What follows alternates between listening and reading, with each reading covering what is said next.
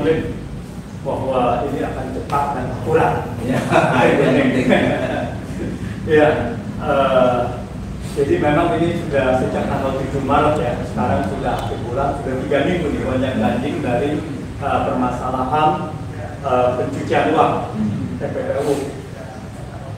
Kalau kita lihat adalah ini sudah semakin jelas bahwa kemarin adalah puncaknya yang membuka tabir semuanya, yaitu bahwa angka yang pertama 300 triliun dan kemudian itu hanya sebetulnya 349 triliun sudah diketahui, tetapi untuk melempar ya dibulatkan saja 300 triliun. Jadi 349 triliun itu angka yang tidak pernah dipantau oleh siapapun. Jadi 349 triliunnya adalah sudah sangat firm, tetapi kemudian terjadilah kehebohan di mana seolah-olah Pak Mahfud ini melempar isu hoax dan sebagainya, apakah dia bertanggung jawab atau tidak. Nah, yang kemarin di RTP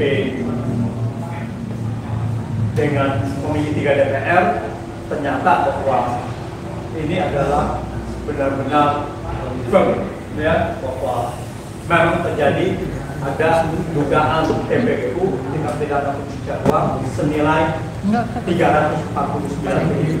Malah harusnya lebih dari itu karena itu tidak melibatkan 180 triliun yang diduga penyelundupan emas yang tidak masuk di dalam 359 itu. Nah, di sini kita lihat bahwa Pak Mahfud sangat clear dan ada semacam selisih dari angka-angka itu dengan yang ditampilkan oleh Sri Mulyani. Saya lihat tidak menjadi halangan bahwa itu hanya membaca detailnya saja. Nah, kalau kita lihat di sini bahwa Sri Mulyani ada dua hal yang kelihatannya adalah tidak menguasai atau sengaja tidak menguasai atau gimana ya. Nah, intinya adalah gini, bahwa pertama kita lihat yang melibatkan pegawai Kementerian Keuangan. Nah, itu Sri Mulyani sebelumnya berbicara dengan Komisi 11 DPR lalu mengatakan bahwa yang melibatkan pegawai Kementerian Keuangan hanya 3,3 triliun. Dan di situ langsung Pak Mahfud membantah bahwa di situ adalah 35 triliun. Karena Sri Mulyani mengeluarkan proksi-proksi, mengeluarkan perusahaan-perusahaan yang kalau PPATK mengatakan bahwa ini terlibat dan bahwa itu perusahaan istrinya, perusahaan yang atas nama anak dan proksi dan sebagainya, itu 35 triliun. Tetapi Kementerian Keuangan mengeluarkan yang korporasi tadi. Jadi seolah-olah ini adalah yang terkait dengan Kementerian Keuangan 3,3, tetapi kalau kita menjadikan tahu itu 35 triliun. Dan kita tahu bahwa Rafael Alun Trisambodo itu juga mempunyai banyak saham di beberapa perusahaan dan lumayan besar-besar. Dan kita ingat bahwa KPK pernah membuka data bahwa ada 134 pegawai Kementerian Keuangan mempunyai saham di 280 perusahaan. Yang kemudian Inspektorat Jenderal Kementerian Keuangan mengatakan bahwa itu perusahaan kecil. Nah, kalau kita lihat ini 33 dengan yang tadi 35 berarti itu 32 triliun kan selisihnya itu yang menyangkut non ASN dan perusahaan. Nah, ini dikeluarkan. Artinya apa? Kalau kita lihat begini ini sangat bahaya sekali. Jadi Kementerian Keuangan tidak berkompeten untuk bertindak sebagai penyidik tindak pidana asal. Karena kalau dia penyidik tindak pidana asal terkait dengan TPPU, maka dia harus include semuanya, harus memasukkan unsur-unsur yang proksinya. Nah, ini sangat bahaya sekali. Jadi Kementerian Keuangan kelihatan sekali tidak kompeten. Apakah di sini ada kesengajaan mau menutupi? Apakah seperti yang dikatakan oleh Pak Mahfud bahwa dia tidak ada akses terhadap informasi-informasi dari anak buahnya, dari perusahaan. Itu yang pertama. Yang kedua adalah ini yang patut disoroti benar-benar dan wajib diusut tuntas. Ini ada TPPU, tindak pidana pencucian uang yang terkait dengan perusahaan impor. Sebetulnya adalah penyelundupan. Kalau dalam bahasa Mahfud dia mengatakan ini adalah penyelundupan. Nah, di sini nilainya 189 triliun. Dan kalau kita lihat lagi, ini bukan satu perusahaan seperti yang disebut oleh Sri Mulyani dan yang mendapat informasi dari anak buahnya. Ini melibatkan 15 perusahaan. Nah, tapi yang diambil satu dan seolah-olah ini adalah masalah pajak dan itu selesai. Padahal ini adalah masalah bea cukai, masalah penyelundupan. Nah, di sini kita lihat bahwa ini adalah keuangannya. Sebelum itu ada sekitar 180 triliun dengan modus yang sama. Itu sudah dilaporkan dari 2017 ke 2019. Yang tadi dilaporkan 2020, tahun 2020. Nah, dari 2017-2019 ini ada dugaan pencucian uang senilai 180 triliun dan itu tidak termasuk di 349 triliun tadi.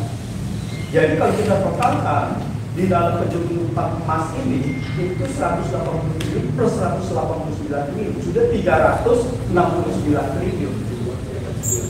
Ya, di luar dari situ, jauh. Nah, oleh karena itu kelihatannya bahwa dalam hal ini pun Kementerian Keuangan tidak berkompeten untuk melakukan penyidikan lebih lanjut. Nah, jadi Mahfud harus benar-benar setelah ini terbuka dan saya rasa tidak ada lagi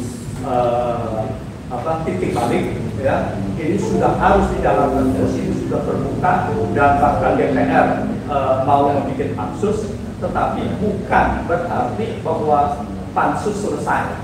Artinya hanya mendirikan pansus ini, penegakan hukumnya harus dijalankan.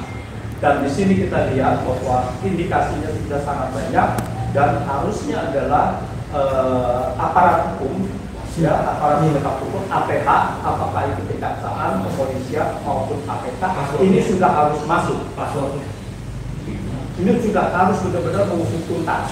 Dan saya rasa masyarakat harus mengawal ini. Jangan sampai ini menguap. Artinya mengawal bagaimana? Artinya bahwa penyidikan ini harus diserahkan kepada eksternal Kementerian Keuangan supaya tidak ada konflik of interest, karena yang diselidiki adalah mungkin aparat-aparat dari bea cukai. Nah, bagaimana bea cukai sebagai penyidik tindak pidana asal bisa berlaku, bisa objektif. Nah, di sini yang harus dilihat.